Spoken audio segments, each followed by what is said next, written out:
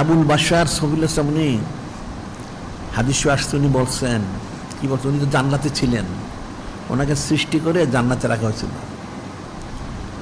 উনি বলেন মা রাইতু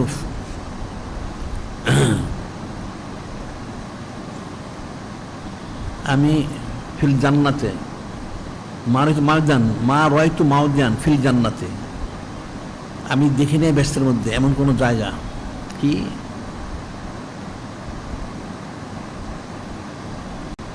মিন শারাফে কুসুরিহা। উনি বলতেছেন মা রাইতু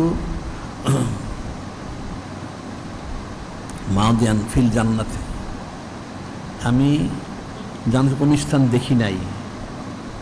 কি দেখেন নাই? স্থানগুলি কি? উনি এবার স্থানের বর্ণনা দিতেছেন। আমি জান্নাতের কোন স্থান দেখি, সেটা কি?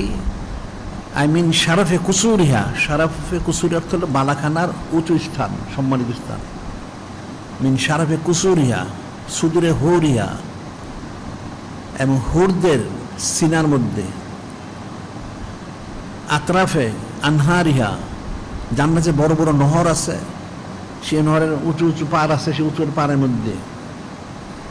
এতাফে সাজারে আশজারে, এতাফে আশজারিহা মাকতুবান লা ইলাহা ইল্লাল্লাহু মুহাম্মাদুর রাসূলুল্লাহ সাল্লাল্লাহু আলাইহি সাল্লাম। এতাফে আশজারি, এটা অর্থ হল ফল।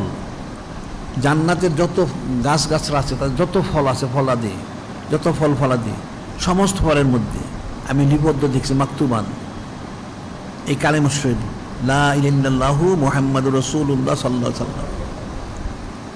তিনি বলতেছেন যে আমি এমন কোন স্থান দেখি নাই। সেগুলি কি? সেগুলি হচ্ছে জান্নাতের বালাখানার উঁচু উঁচু সম্মানিত স্থানগুলি, হুরদের সিনার মধ্যে।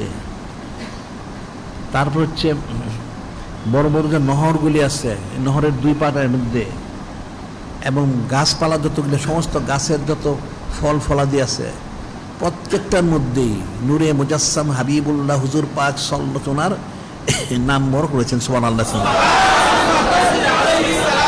মা রয়তু ফিল জান্নাতে মাউদিয়ান, মা রয়তু ফিল জান্নাতে মাউদিয়ান, আমি দেখি না কোনো স্থান, সব জায়গায় আছে। এটা হলো একটা হাদিস।